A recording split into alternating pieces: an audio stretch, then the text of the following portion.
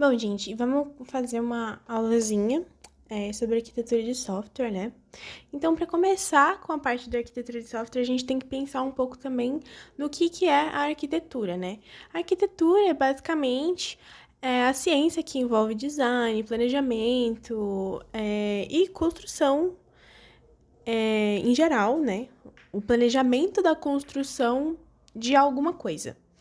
Então, tipo assim, independente do que a gente quer fazer, né? A gente sempre tende a planejar, a descrever os processos que a gente está usando, escrever os motivos, principalmente por quê? Porque é super importante que esteja 100% documentado, porque isso ajuda muito a organizar o código, melhorar a qualidade do software que a gente está produzindo, né? Já falando num aspecto mais voltado à nossa área. E facilitar também a manutenção e promover a reutilização de componentes, né, de partes do código em outros projetos futuros. E claro, né, isso também na parte de software envolve os componentes, interface, o relacionamento com outros softwares que vão ter e, como eu já falei, né, a documentação. Agora, indo para a parte dos tópicos mais relacionados, que a gente pode citar, assim, né, para a gente se aprofundar mais ainda nessa parte, são o modelo de arquitetura, os componentes e interfaces, os padrões de comunicação, as decisões de design e as qualidades arquiteturais. O modelo de arquitetura, ela descreve, assim, em geral, a estrutura do sistema. Como que ela vai estar? Tipo, eles principalmente pensam nas camadas, na relação do cliente-servidor, na orientação a também microserviços que eles vão pensar para utilizar no sistema, enfim, essas coisas. Já a parte de componentes e interface, ela define quais que serão os componentes, né? E também como que eles vão se comunicar através da interface, que normalmente tipo, elas vão ser bem definidas, certinha e tal, porque tem que ser bonito para o usuário ver, né? E também tem que funcionar. Já a parte de padrões de comunicação, ele tá mais querendo dizer sobre a parte de como que vai ser essa comunicação. No caso, ela vai especificar a forma que eles vão se comunicar, a troca de informações entre eles. Não só, tipo, como que eles vão se comunicar. Tipo, por exemplo, você aperta o botão, ele vai mandar para tal coisa. Não, ele quer saber, tipo, certinho o nome do processo, enfim. As decisões de design são as decisões mais importantes de design que vão afetar a arquitetura do software, como a escolha das tecnologias que vão ser implementadas, os frameworks e também bancos de dados. E também, agora, finalmente, chegando à parte final da qualidade arquiteturais, são os atributos da qualidade, tipo o desempenho, segurança, escalabilidade e a disponibilidade que essa arquitetura deve atender, seguindo, claro, também sempre os recursos, os requisitos que foram extraídos durante o procedimento e tal, de extração de requisitos, que a gente já sabe. Agora, nessa outra parte de modelos de DD, que eu não consegui escrever inteiro, mas é descrição descrição de decisões, ou seja, modelo de descrição de decisões. É basicamente a forma que você vai explicar para as pessoas que vão ter a documentação, que estão envolvidas, né, com o desenvolvimento, os stakeholders, você vai justificar as suas escolhas de arquitetura. Você vai explicar o porquê que você fez desse jeito, você vai explicar os problemas que você enfrentou durante o procedimento de desenvolver ele, a resolução, as hipóteses que a gente acabou tendo durante o processo de desenvolvimento, as restrições também que tem relacionamento com os requisitos. Às vezes pode ser que sim, às vezes pode ser que não, né? Depende de cada desenvolvimento, né? Porque as restrições são em geral, assim, não são necessariamente só sobre os requisitos. Foi só um exemplo. As alternativas que foram encontradas para as restrições, para outras coisas também. argumentos, implicações, as decisões que a gente tomou, enfim, tudo isso daí que a gente já acaba fazendo bastante na documentação do nosso projeto integrador. Agora falando um pouquinho dos tipos. Tem vários tipos, mas os mais comuns, né, e o que estavam no material do Calvete que ele disponibilizou pra gente, são apenas 6. Ainda bem que é menos coisa pra gente decorar. Bom, temos os centralizados em dados, que é literalmente isso. Eles vão focar em organizar um sistema que é para armazenar dados, principalmente centralizados. E como eu já coloquei aí, banco de dados. E também temos o tipo de fluxo de dados, que é usado principalmente para montar a estrutura, né, do sistema que vai ser usado para transformação de dados de saída para entrada de dados. Basicamente, ele vai filtrar os dados e encaminhar para outra parte do sistema. Tipo assim, você vai escrever lá um input e aquele dado ele vai ser encaminhado para outra coisa do sistema. Esse aí, basicamente, é o fluxo de dados. Temos também o tipo de chamada e retorno, que ajuda a construir os programas mais fáceis de se mudar e também de crescer, né? Que, basicamente, temos 2 jeitos de possibilitar de fazer, né, esse tipo, que é, basicamente, temos um programa individual com subprogramas, ou seja, você vai dividir as etapas em várias, vamos dizer assim, várias classezinhas que cada uma vai ter uma função diferente, e depois você só junta todo mundo e manda rodar num programa principal. Mas também a gente tem o programa dividido em vários computadores, que é o RPC, que é basicamente o sistema que foi desenvolvido, ele era muito grande e ele precisava de uma grande potência de hardware, né, para ele conseguir, de fato, poder fazer a função dele, né. E o Calvete, ele deu um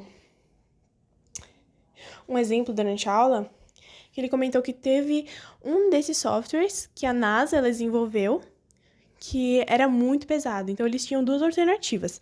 Ou eles montavam um supercomputador e gastavam muito dinheiro, ou eles poderiam simplesmente pegar e dividir esse programa em vários programinhos pequenininhos e cada pessoa no mundo inteiro poderia instalar no computador dele e ele não iria fazer diferença quase que nenhuma no computador. Ele, tipo assim, na hora que o seu computador, você tava usando uma partezinha só, e aí ele ia e pegava outra parte que você não tava usando e conseguia compilar aquela parte do programa que você instalou na sua máquina. Ou seja, eles tiveram acesso a uma máquina gigantesca sem precisar gastar muito dinheiro com isso. Ou seja, é uma ótima forma de possibilitar fazer esse tipo de chamada e retorno. Também a gente tem, né, como quase tudo que a gente não cansa mais de ver, orientados a objetos, que são basicamente quando os sistemas eles utilizam componentes para guardar dados e operações também. E sempre eles vão ter a comunicação entre os componentes, como a gente já viu em Java e não sei o que e tal, que eles sempre se conversam. E é basicamente esse acabou, é isso. Agora a gente também tem o em camadas, e o em camadas, ele é basicamente ele é um programa que ele vai ser dividido em várias partes, como os outros também, como os outros dois. Outros dois não, como o outro que eu comentei, de chamada e retorno. Mas ele tem uma diferença, que é assim, ele vai se dividir, na verdade, o programa em várias camadas diferentes, de acordo com a sua... Peraí que me fugiu o nome, que fugiu a palavra. De acordo com a sua abstração. Ou seja, quanto mais próximo da linguagem do homem, tipo, da linguagem que a gente consegue entender melhor, ele vai estar na camada mais exterior. Que seria... E a última camada, assim, a primeira, né, no caso, a camada que a gente mais, assim, tem acesso e que é mais simples da gente entender é a interface. Que é basicamente estranha, intuitiva, é extremamente feita, tipo, amigável com o ser humano.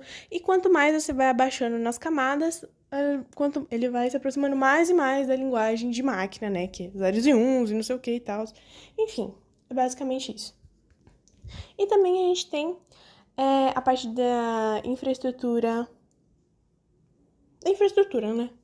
Que é o MVC. O MVC, ele é basicamente, ele vai dividir também o software, só que ele vai dividir em partes, 3 partes principais, que é o modelo, que é onde está armazenado os dados, no caso é onde que ele vai ter mais a lógica, vamos dizer assim que é o back-end, de certa forma.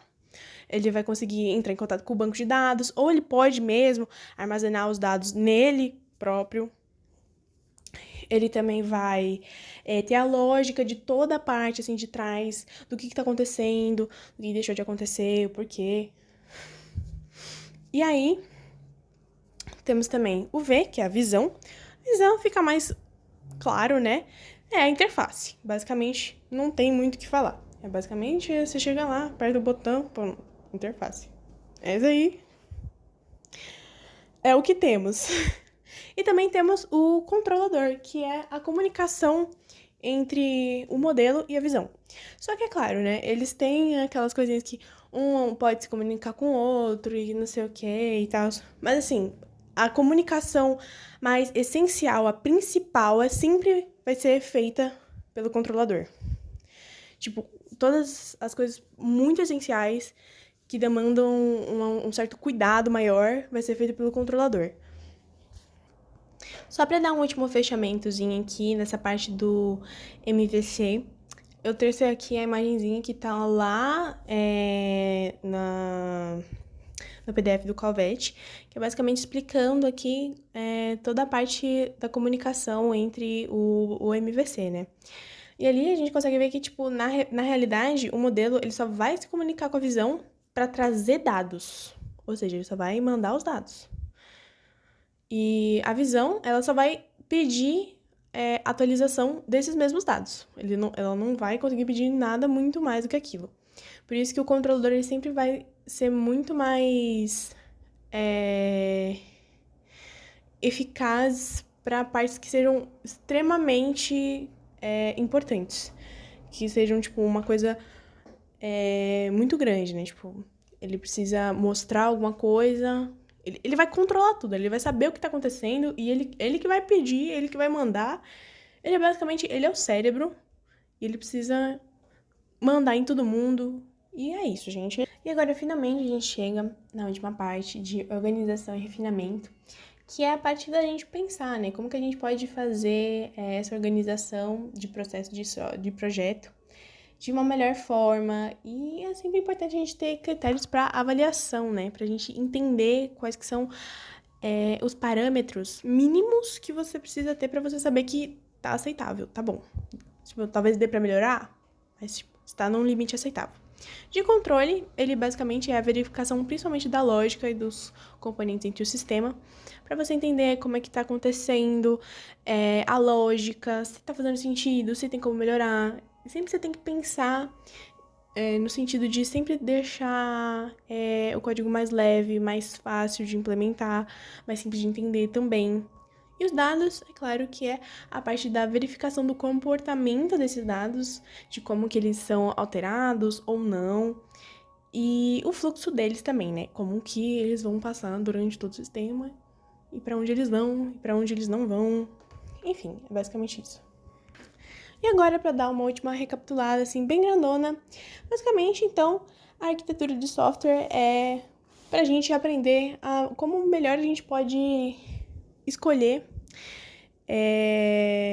tipos de arquitetura para a gente poder criar o nosso software. A gente pode, tipo, escolher um esqueletinho e falar assim, vamos usar esse esqueletinho aqui porque o meu software, ou a minha parte, essa parte aqui do meu software, vai utilizar dessa forma. Aí você pega lá o esqueletinho e você fala assim, vamos fazer desse jeito aqui.